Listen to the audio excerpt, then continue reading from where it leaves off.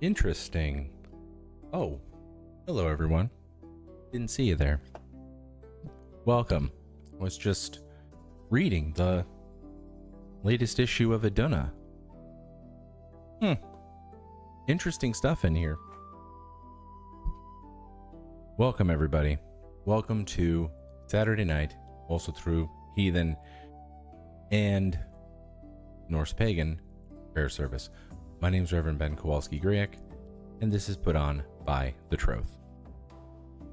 I would like to say something to begin. Again, one, sorry for being late. Reasoning with a very upset 6-year-old. Our negotiations took longer than usual, or bedtime negotiations took longer than they usually do, and I have been sick the past few days, and thus could not wake up early enough to do the morning service this morning. Starting to feel like I'm on the mend. Perhaps I could do a makeup service Sunday morning at 6 for all of you. So if you do want to attend tomorrow morning, I will endeavor to set my alarm for 5 so that I can be ready for 6 p.m. service.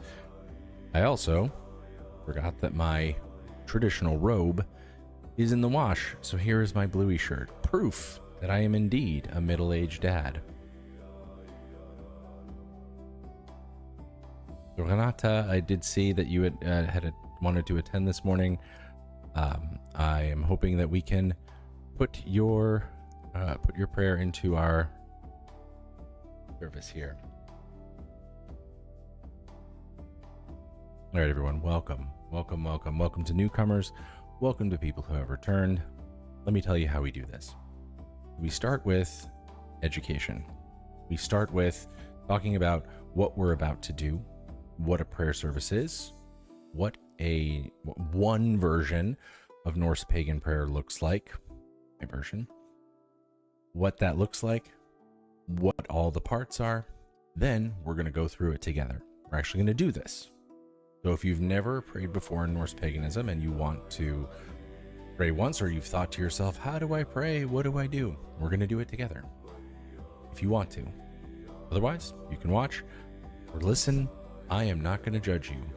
What was that? I've been seeing this thing, we listen and we don't judge.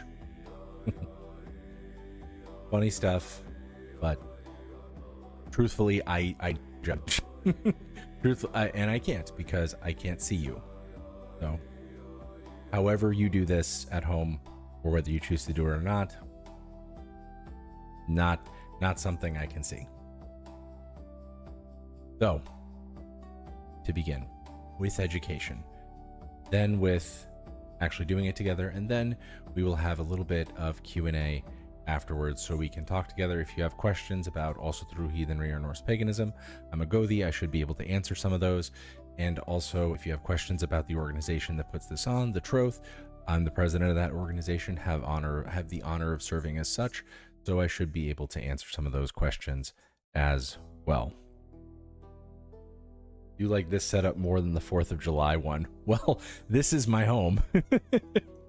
The other one was on the road, prayer on the road. So yes, this is a little bit better lighting, I suppose.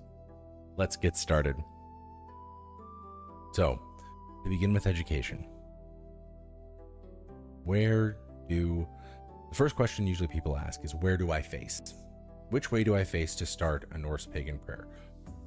If you have an altar at home, which I do, it's right here in front of me, you would just face your altar.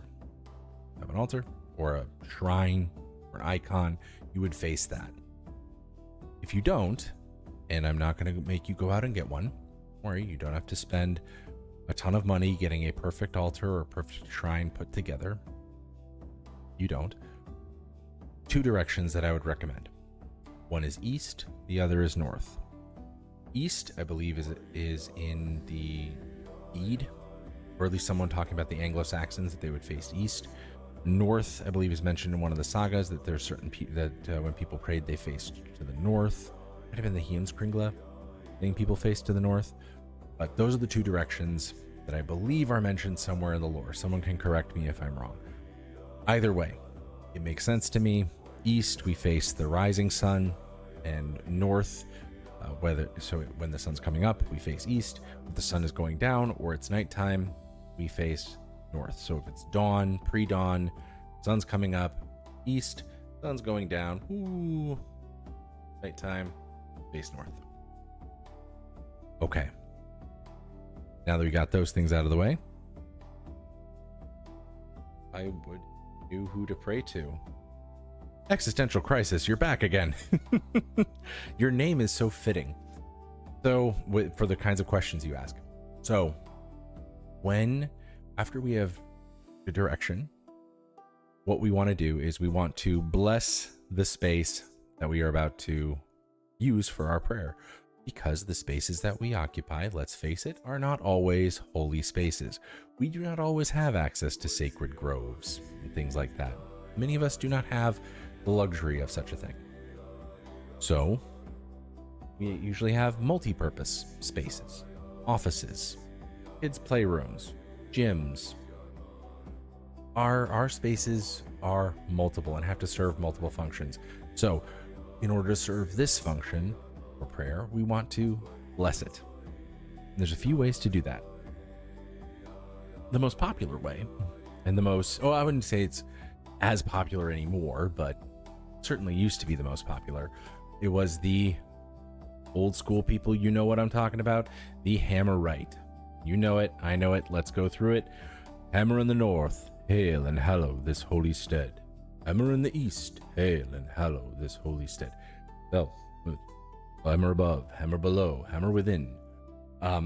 You go through all that. For me, that's always been a little bit too high magic, and of course it sounds high magic because it is high magic. It comes to us from Wicca, the calling of the corners, or the calling of the watchtowers. That is what that ritual, that blessing ritual, is based on. It came to us from our early experimentations with Wicca, which people still do to this day. And it's not that it's right or it's wrong. It's just that when I see someone do it, I know they're from the old school, or that they learned it from someone from the old school. So if you want to be old school and you want to show your old school, bust out the hammer rite. However, there are other ways that people do this now. Most popularly, people are starting to use fire in some way. So they will either light a big bonfire if they're out somewhere, or they will light a candle, or maybe even a few candles around the space or in the general space, and usually chant or a prayer or something like that to the candles as they light them. As they light each one, they might say a blessing of some kind, or if they carry fire around the space, the sacred, they'll start chanting as well. That's something I've also seen people do. I don't do that because I don't have the space. Also, I live with asthmatics, so smoke, fire of any kind indoors generally causes a problem for me later on of some very angry people that I love very much.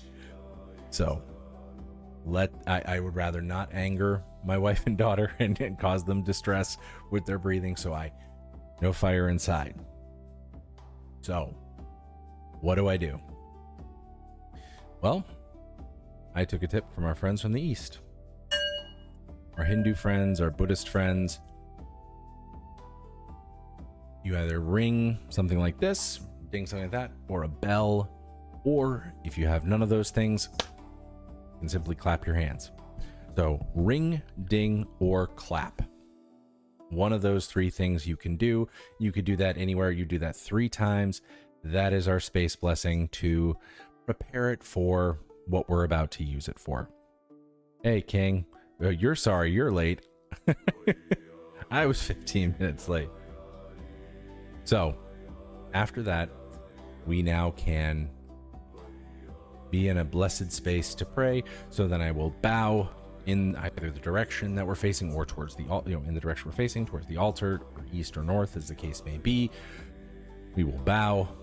I will come to kneeling, and after kneeling into the sacred space, I will then bless myself. I figure you bless the space, you should bless yourself as well. I touch my hand on my forehead. I say, bless my thoughts. Touch my hand on my throat. I say, bless my words. And then I extend my hands in front of me and say, bless my deeds. Thoughts, words, deeds. Easy peasy. Now your space is blessed. Now you're blessed. Now we can start praying in earnest. So, what do we say? Oh, I just saw here from Renata. Renata says she lights a candle and rings a bell. And rings a bell. Now that's doing double duty. I actually like that very much. The idea of lighting candles or incense and ringing a bell. I wish I could do the same, Renata. I truly do. However, I am left candleless. So, getting into what we say for prayer. There is nothing that comes to us directly from Old Norse lore that specifically identifies itself as a prayer. There's nothing there that would be like the Lord's Prayer or something like that, or a prayer book specifically from ancient times. There's nothing from there. However, we did inherit a great deal of some really nice poetry. And some of that poetry lends itself really, really well to being used as a prayer. That's what we do. I take the Sigdrifamal, verses 2 and 3, and I'm not unique in this at all. This is a very well-known verse, or 2 very well-known verses to just about every heathen out there. If you haven't heard them yet, when I say them, you might recall them. So, Sigdrifamal, verses 2 and 3, I think it's verses 2 and 3. It's Hail Day, Hail Sons of Day. And then the next verse begins, Hail the gods, hail the goddesses. If that's starting to ring a bell for you, great. If not, no problem. This could be your first time even hearing it.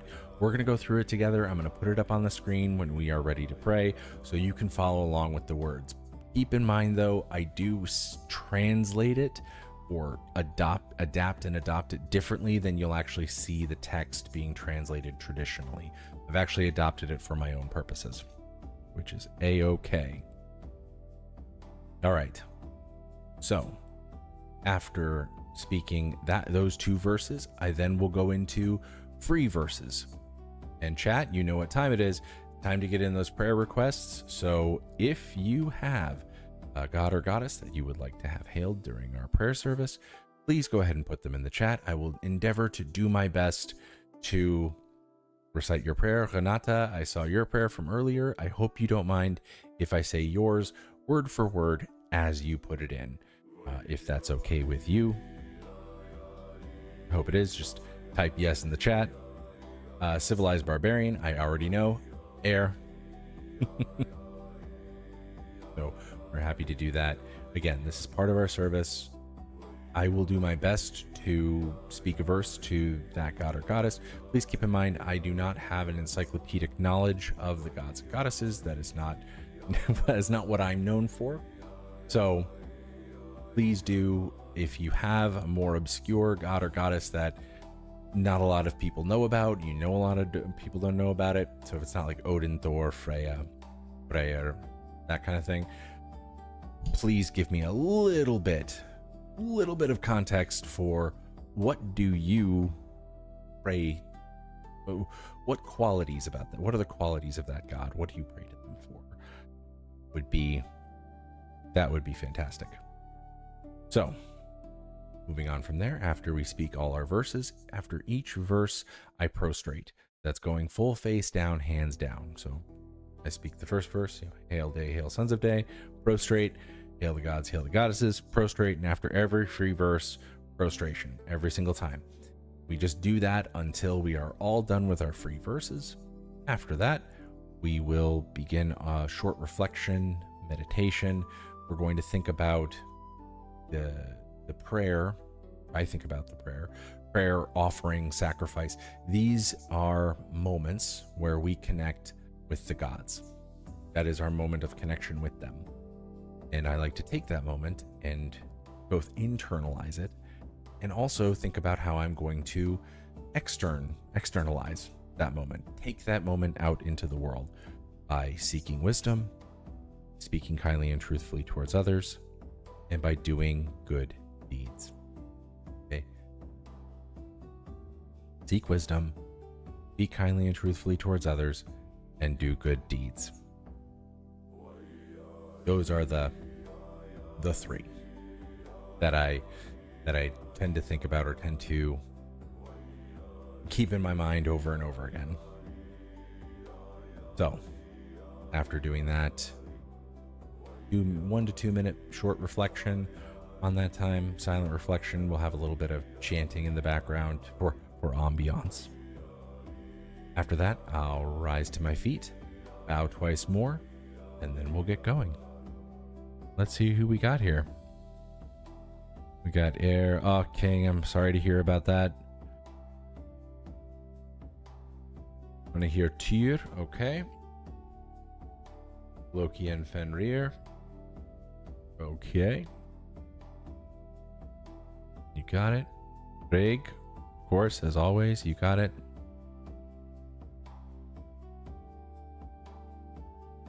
Yeah, to look after the children who are going through all the difficult times in the world going on right now. Absolutely. Heimdall. Well, got it. Do y'all got a Discord? Yes, Troth does have a Discord. We do. Members, it is for Troth members. And thank you, Renata, for the permission to speak your prayer. All right. That's who we got in the chat. Great. Thank you all, everyone, for the prayer requests. Let's get started.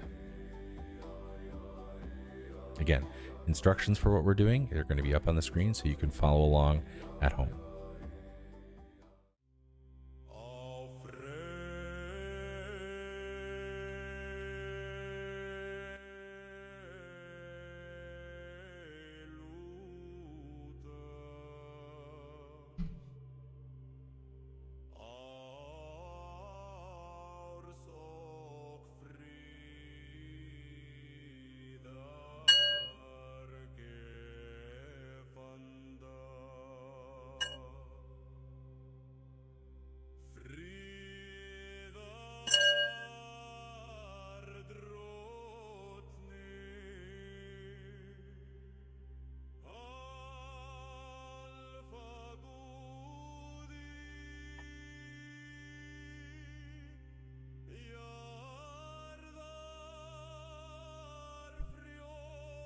Bless my thoughts, bless my words, bless my deeds.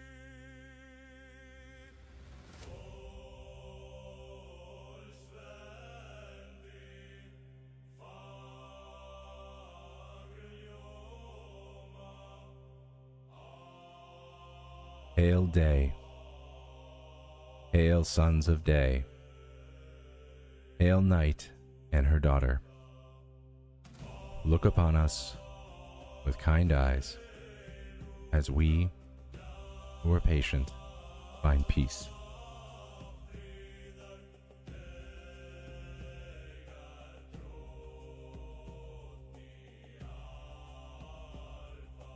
Hail the gods, hail the goddesses, hail the ever-giving earth. Bless us with wisdom, kind words, and healing hands, lifelong.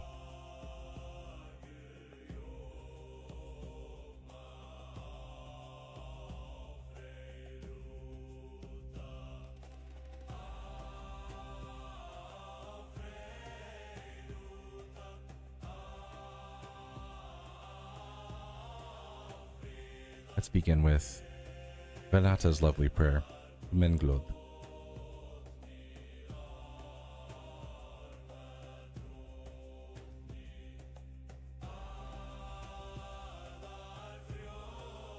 Try and read it word for word.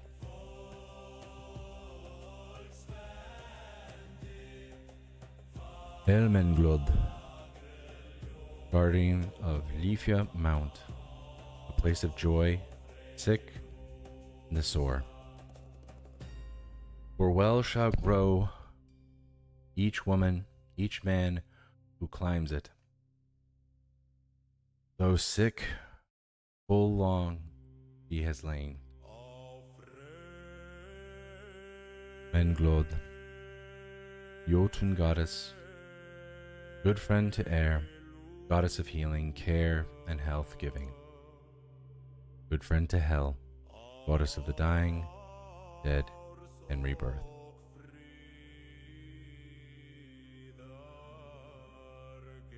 You are born of the ancient of ancient people, those who know of the secrets of nature and survival. You have made a shelter with your own hands, for you see our weakness and frailty. Take mercy on us, Menglod, whose bright compassion is the jewel that girds your neck. Hail, Menglod. Thank you for that, Renata.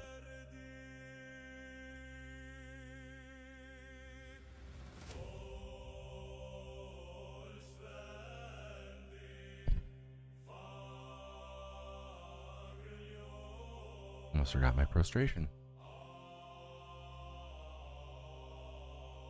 Hail Heimdall. Hail to the Watcher. Hail to the Vigilant One, gate and at the door. To the Horn Blower. Hail to you for your protection.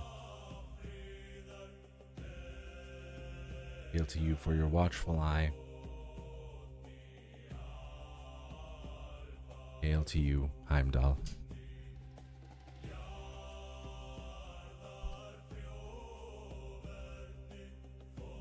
Hail Air. Hail to the healing maiden. Hail to you, best and most perfect of physicians. Air, may you guide the hands and the minds. All those who take care of us when we are sick, our physicians, our surgeons, doctors, enterologists, rheumatologists. May you guide all of them with the bright light of your compassion. May you guide them to help us heal and bring us back to wholeness.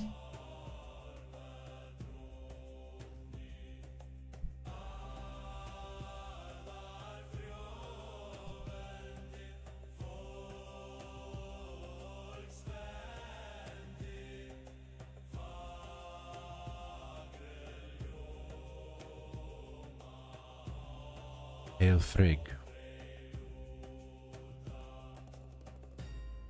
Hail beloved mother. Hail to the watcher and carer for all children. Frigg, may you watch over all the children in the world this evening, this night, and all nights. Bring peace to their dreams. Keep them in safety, in good spirits and good health. Please protect the innocent, the most innocent victims of war, the children who did not choose it.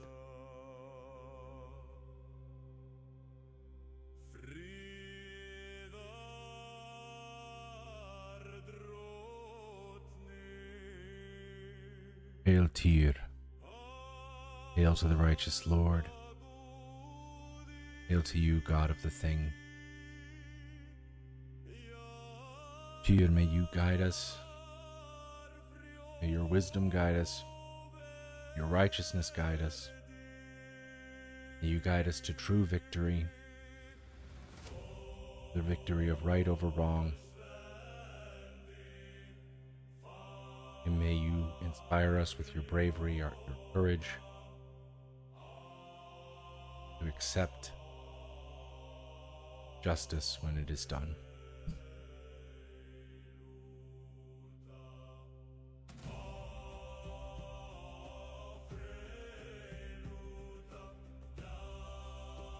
Hail Loki. Hail to the faithful companion. Hail to the friend of Thor. Loki, may your laughter gladden the hearts of those who follow you. May you transform their obstacles into their path so that they may walk it, courage and in confidence, knowing that you are by their side. Become the person they are meant to be.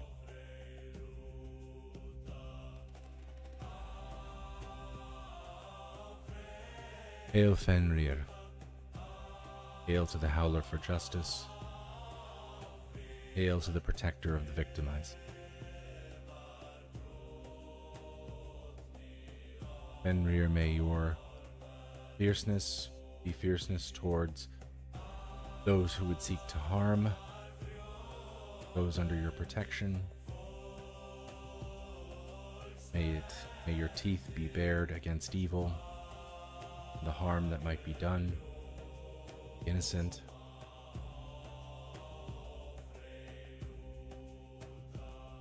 May those under your protection find the justice that they seek.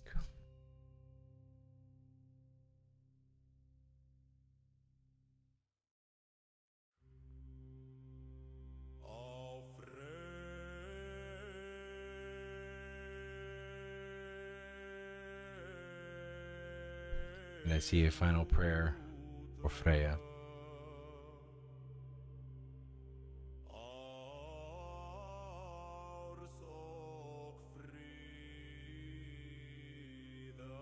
Hail Freya,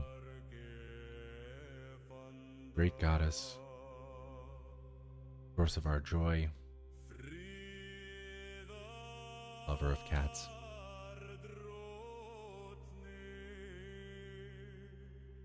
Freya, may you inspire happiness and joy, a great light inside each one of us. We may radiate it out unto others, become a beacon of joy to the world. In your name, hail Freya.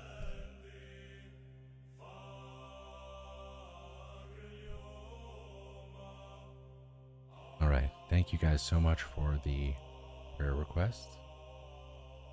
And now we'll reflect on this moment we have with the gods. Seek wisdom, speak kindly and truthfully towards others, and to do good. Let's think on that. Frey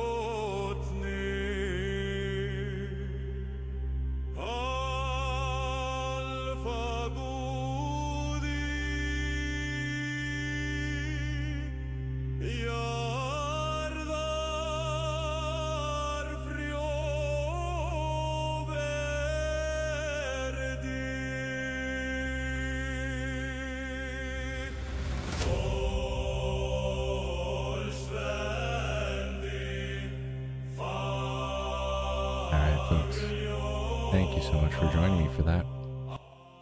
Let's stand and bow twice more, and then we'll get to our Q&A.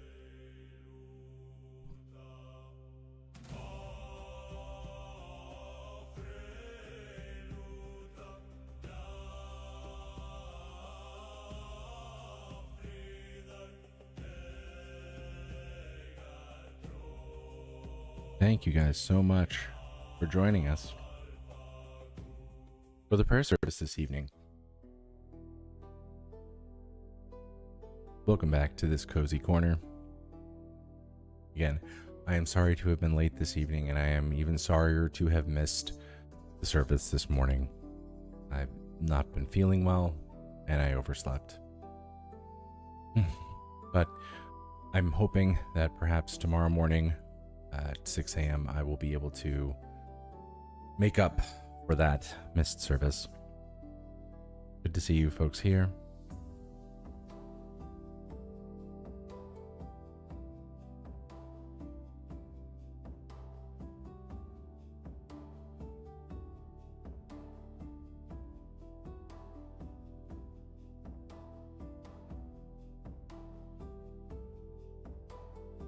Oh, yes, $70 per year for membership in the Troth. Yes, and as Civilized pointed out, this was done after some very extensive budgeting and very serious discussions about the future of the organization and whether or not we were going to be able to do all the things that people want us to do or have asked us to do. So it's one of those things. I apologize if that is a little bit rich, but it is once a year, so not per month.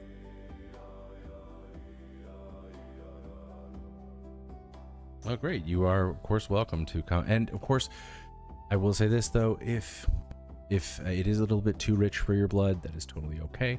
You can always come back to free prayer services every single Saturday night, Saturday mornings. I can not get sick. And of course, there's free resources available on thetroth.org that one could peruse at your leisure without paying a single dime.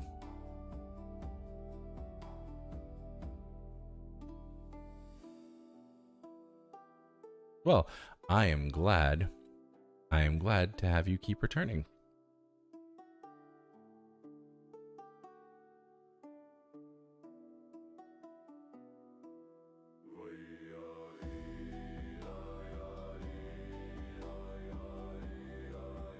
You've been feeling horrible too? Well, existential crisis. Again, the name. Is it nausea? Is it nausea you're feeling? Just so people get the joke, Nausea is a famous novel by existential author Jean-Paul Sartre.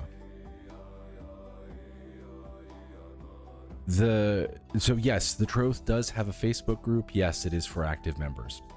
The Troth has a Facebook group, an email newsletter, an email list, and a Discord server. All of those things.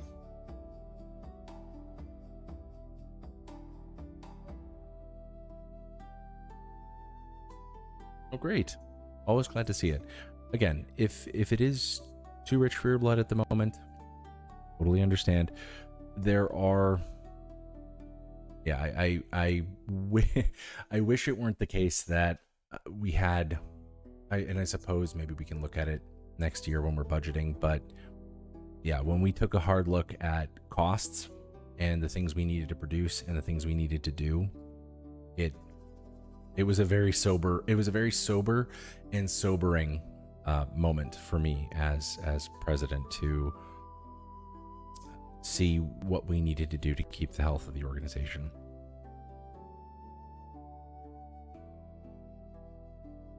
Too young to be having these issues. You're never too young for an existential crisis. My 6-year-old has them all the time.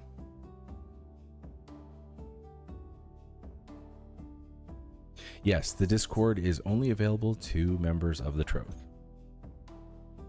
In that sense, yes. Hey, Walt.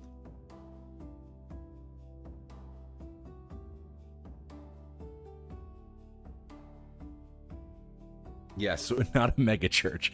Yes, that's true. So, I mean, it's probably going to bore you guys a lot to talk about the finances of a 501c3 religious organization. Members get, of course, financial updates and things of that nature, and they get to know how the money's being spent. But it can be very boring to go through and tedious, which is why I am ever grateful to our treasurer, Sydney. Sydney, if you're watching, thank you for everything that you have done and everything you continue to do in service to this organization. Sydney Moore is a treasure, and I am happy to say that. Treasure of a treasurer, as it were. But yeah, since we don't have a ton of funding, there's no other organization that, like a overarching organization that has millions of dollars that funds us. No, we are simply funded by membership dues. That's pretty much it. And we have to, with those membership dues, we have to pay for our core operations, legal, consultation, insurance, all the stuff that an organization has to have. We have to pay for things for our clergy. We have a budget for that. We want to pay for our in-reach program. That's for sending things like books and packages to different prisons so that people can have inclusive heathen books in their library. Pay for postage and stuff like that. Also, a publications group that we're trying to start up. We have an education group. We want to pay. So if we want to hire someone to come in to speak to us, we can pay their fee. All kinds of things that we end up having to pay for. Also for our stewards to put on events. That's a pretty big chunk of budget as well. So if we want to say we have stewards that want to put on events out in the world, we don't want them to be out of pocket for everything that they do for the Troth. So we try to cushion that by providing a budget for them to pick from if they put on events. Yeah, tithes. Exactly. So tithes support the church. That is a good question, Renata. That has been discussed before. The reason why I'm hesitant to do that, to do a monthly membership, is simply because every membership comes with a full vote and a full stake basically a full stake in the organization. So if it were something like just you were subscribing to it, and I could totally understand it being like a subscription fee, which I think people are used to, but the notion of belonging to the Troth is also being a full-fledged voting member. You now get a say in everything we do. You get a say in our elections. You can join committees. There's so much that you are now a stakeholder in the Troth. So that, to me, the $70 to me is like the payment for full membership. And I wouldn't want to do different tiers of membership. Like say someone's on a monthly thing, and they don't have a vote yet. I don't want anyone in the Troth who wouldn't have the same rights and privileges as another person in the Troth. What's up? into heathens' children's education. Yes, that is really important, and that is something that we have wanted to develop as well, to make a centralized resource for parents, because as I've found out with my own daughter, it can be really, really hard to talk to your kids about paganism, especially when they have friends or relatives who are Christian, and speak to them about the divine in a very particular way, and then they come to you with questions as to what you believe in and what other people have told them. And how do we answer questions like that? What do we teach them? My daughter approached me the other day asking me to print out pictures of God. I put out, and what I gave her was pictures of Thor, Freya. That's really great, and I would recommend anyone who is in the UK to link up with Satrurday UK. They are a great organization run by good people. One of the people, I believe, who either runs it now or is part of running it now is Phil Parkin. He used to be actually on the board of the Troth, and now he's over there. They're doing his thing, just sort of what we had. There's a guy in also through Europe. That's another group that I would recommend. Is also through Europe. One of the people that either runs that now or used to be running that is Heimo Grabenstein. He was also on our board as well. So it's always good when it always makes me happy to see when former Troth members or former Troth leaders are also leading now somewhere else, in a good way. Right? I wouldn't like it if they became leaders in bad organizations.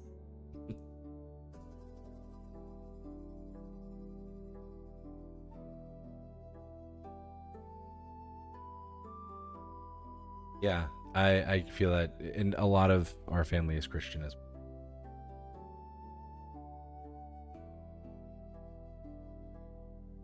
And Renata, I completely understand the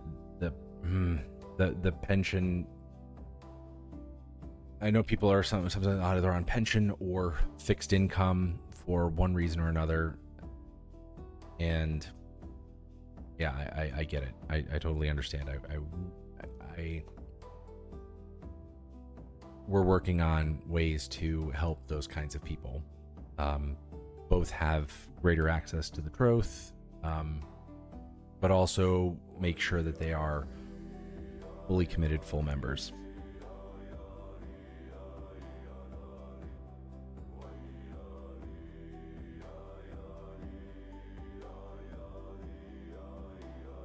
Are any more questions that I may have missed?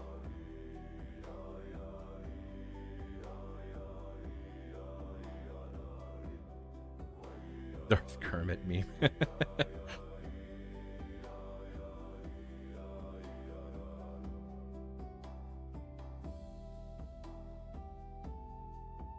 Oh, well, I've thought about that, but then I feel like everyone would take it, because I've said this before. There's not a ton of deep-pocketed people in heathenry. I'll say that. Like, there's just not. Not like in Christian churches and mega churches and things like that, where they have like $1 million donors and things. We just don't have that here. People just do not have the money to throw around. Again, this is not the first time I've talked about.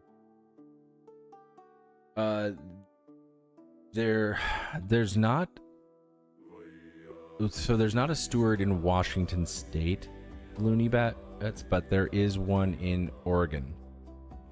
So Danica is our steward in Oregon, Portland area. That's as close as we've gotten so far. Hey, but someday we might.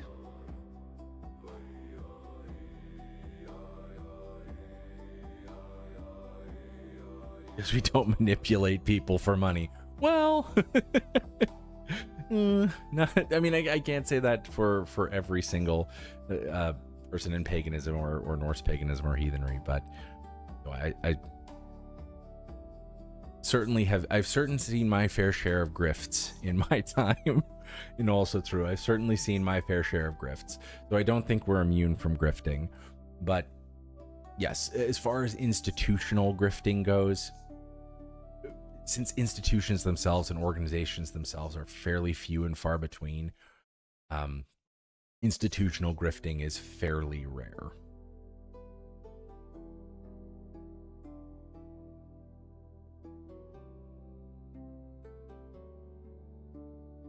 Oh, you sent an email to Danica. Great. We'll give her a heads up to if she check that. We got one near Illinois. Yes, we don't have a steward in Illinois, but we do have a long-time serving board member, good friend, Lonnie. He's there in Illinois. If you want to pass on your information, and Civilized is also in Illinois as well. We do actually have members in Illinois.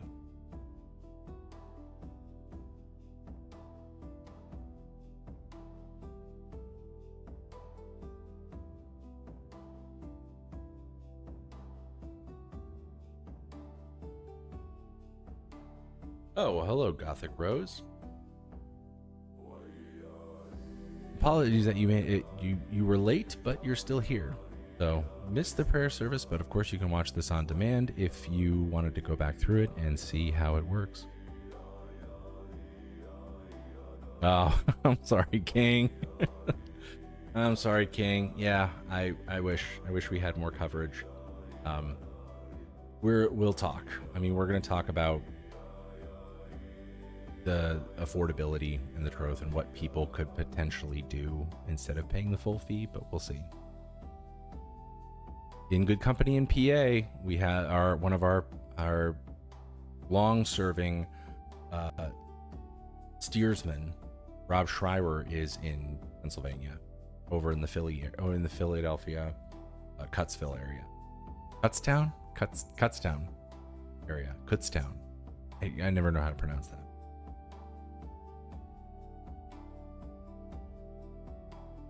All right, folks. Thank you. Woo, we've been talking for a while. It's just making up for the fact that I was late, I think.